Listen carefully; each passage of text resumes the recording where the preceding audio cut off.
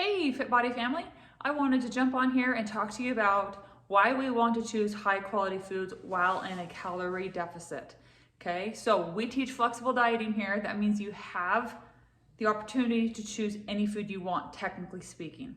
But what happens is if we choose lower quality food, okay, or less nutrient dense foods, we do not feel as well when a calorie deficit. We won't have as much energy. Yes, it technically fits number for number, but what happens on the inside of our body is different. So for example, take a sweet potato and a Twinkie. Say they're both 200 calories, okay?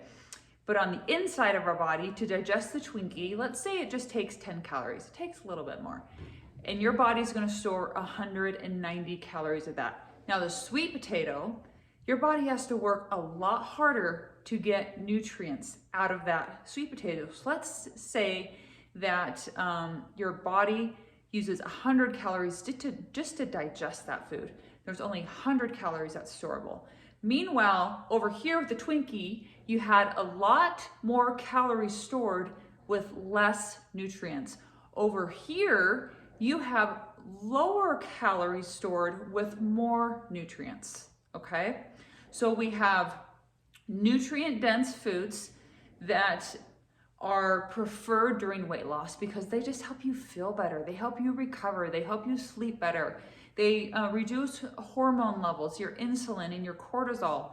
They provide mental clarity, and you feel better in a caloric deficit, and you are eating more volume. So you're technically going, wait a minute, I feel like I'm eating so much more than before. And that's because you were eating high calorie foods with low nutrient density or non-nutrient density foods, okay? So that's the swap that we want. Now, I like to think of it in terms of not a complete overhaul, but let's focus on meals. So let's focus on breakfast. Once we get that down, then lunch, then dinner, and then let's work on our snacks. But things like, your sweets, ice cream, things that that you want to always include in your diet, I don't recommend totally leaving those out.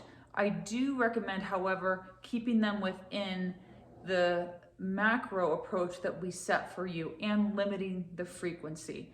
So when we're in like a dieting phase, especially in the beginning, and for you challengers, we want to really stay away from those things for maybe once a week. Once a week, you get to have, half a cup of ice cream or 3 Oreos or whatever it is that you want to keep in, but we don't want it to be frequent.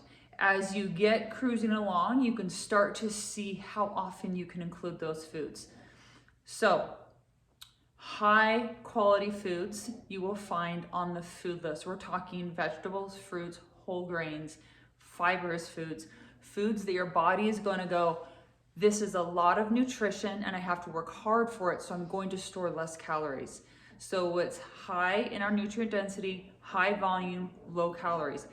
That's when you start feeling amazing and you start feeling your body literally changing, your body composition is changing. And then what happens is you bring in those lower nutrient dense foods and high calorie foods, they actually start to make you feel a little sick. And so you're like, oh, my body's changed.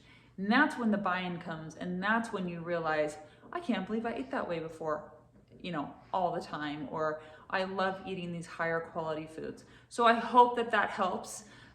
There are reasons why we do things. Always ask your coach. Please reach out if you have any questions. Thank you.